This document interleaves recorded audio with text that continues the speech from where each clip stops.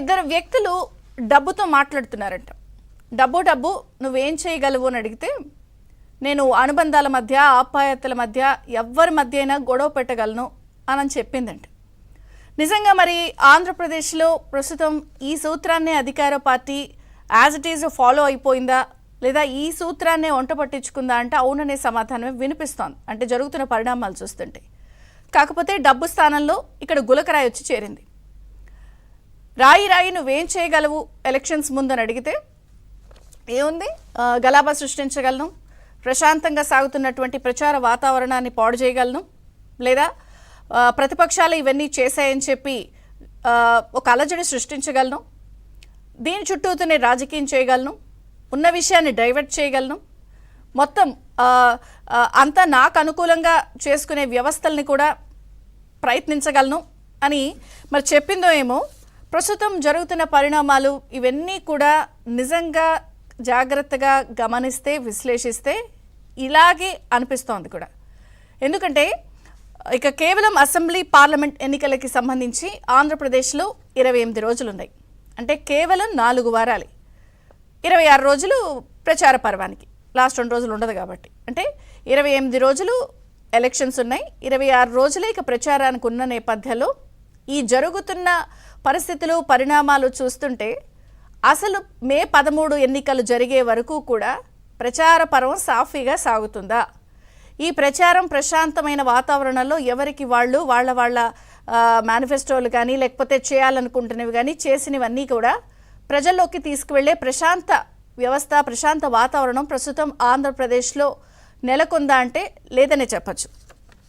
ఎందుకంటే విజయవాడ సింగినగర్లో ఏదైతే మేమంతా సిద్ధం బస్సు యాత్రలో ముఖ్యమంత్రి గారు ప్రచార పర్వానికి వెళ్ళారు, అక్కడ జరిగినటువంటి ఈ దాడి, రాయితో జరిగినటువంటి ఈ దాడి ఘటనలో ఒక్కసారిగా పరిణామాలు వేడెక్కాయి, మారాయి.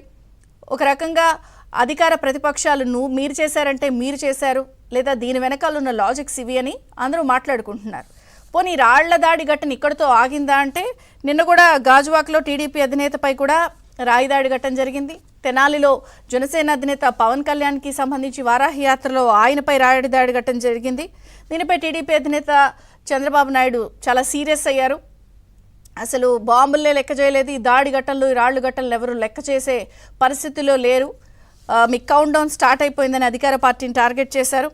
అలాగే అసలు పోలీసు వ్యవస్థ లేకపోతే వీళ్ళందరూ కూడా ఉన్నారా, ఎందుకు ఇంత స్తబ్దుగా ఉన్నారని కొంత ఆయన సీరియస్ అయ్యారు. ఇవన్నీ కూడా పూర్తి స్థాయిలో ముఖ్యమంత్రి జగన్ గారి డ్రామాలు అన్నారు. ఈ దాడి ఘటన జరిగినప్పుడు కూడా నిన్న ట్విస్ట్ ఏంటంటే ఒక డ్రోన్ సాయంతో అగంతకుడు ఎవరు అని పట్టుకునే ప్రయత్నం కూడా ఇమీడియట్గా నిన్న జరిగిన సందర్భం మనం చూసాం. అయితే అసలు ఈ రాళ్ల దాడి ఘటనలో ఆంధ్రప్రదేశ్లో ఎలా చూడాలి, ఎలక్షన్స్కి ఇంకా కేవలం 28 రోజుల ముందు అసలు ప్రభుత్వానికి వ్యవస్థకి లేదా ఈ మొత్తం తతంగం జరుగుతుంటే ప్రభుత్వానికి బాధ్యత లేదా అనేది కూడా అందరూ మాట్లాడుకుంటున్నారు.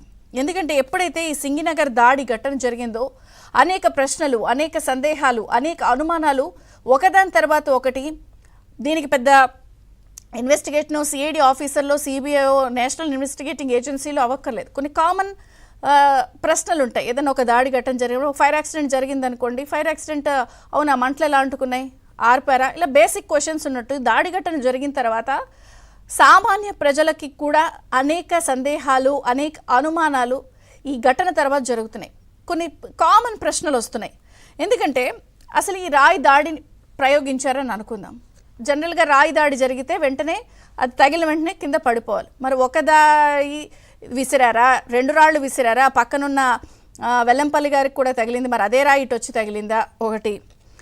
నిజంగా మనం చూస్తే ఈ దాడి ఘటన జరిగిన తర్వాత ముఖ్యమంత్రి గారి అనుకూల మీడియా వారి సోషల్ మీడియాలో క్యాట్ బాల్తో కొట్టేశారని చెప్పేస్తున్నారు.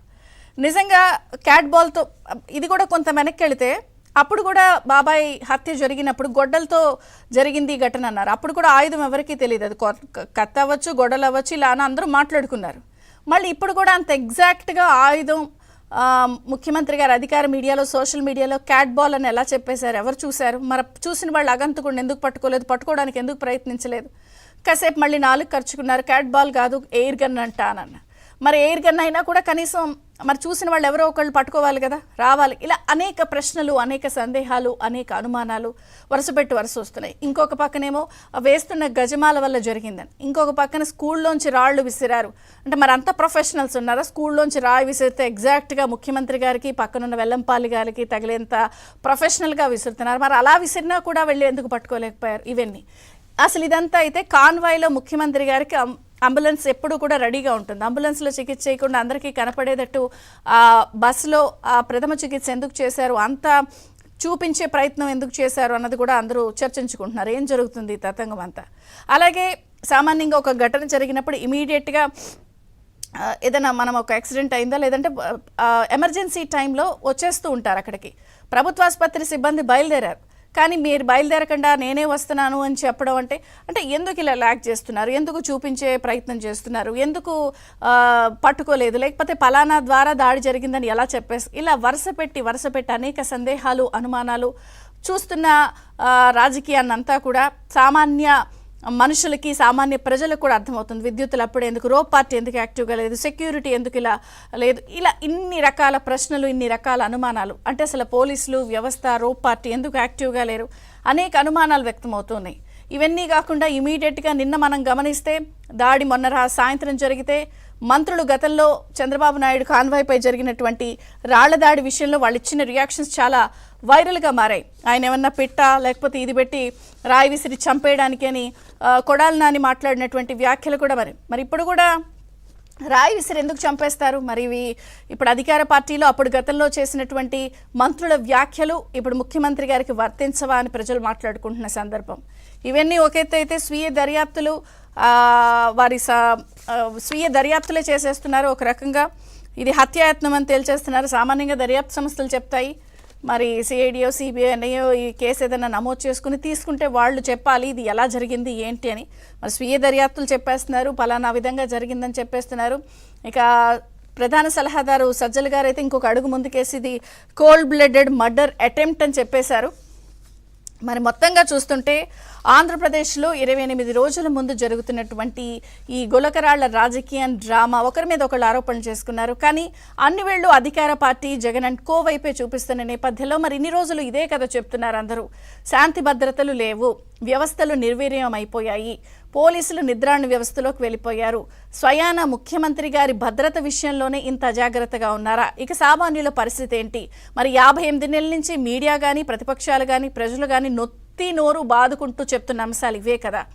అసలు రేపు జరగబోయే ఎలక్షన్స్లో, గత ఎలక్షన్స్లో ఓ కోడికత్తి డ్రామా, లేకపోతే ఒక బాబాయి హత్య చూసాం, ఇప్పుడు మళ్ళీ గులకరాళ్ల అంశం, ఈ డ్రామాను ఎలా చూడాలి? ఇది కూడా మరొక కోడికత్తి డ్రామా 2.0గా ప్రజలు దీన్ని మాట్లాడుకుంటున్నారు.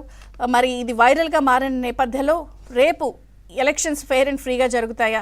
చాలామంది కేంద్ర పారామిలిటరీ బలగాల్ని ప్రవేశపెట్టాలి, అప్పుడే కాస్త ప్రశాంత వాతావరణం నెలకొంటుందని అంటున్నారు. మరి కేంద్ర హోంశాఖ ఈ అంశంపై జోక్యం చేసుకుంటుందా? అన్ని అంశాలు చర్చిద్దాం. చిన్న విరామం తర్వాత ఈ అంశాలన్నిటిపై చర్చ ప్రారంభమవుతుంది. చూస్తూనే ఉండండి ABN.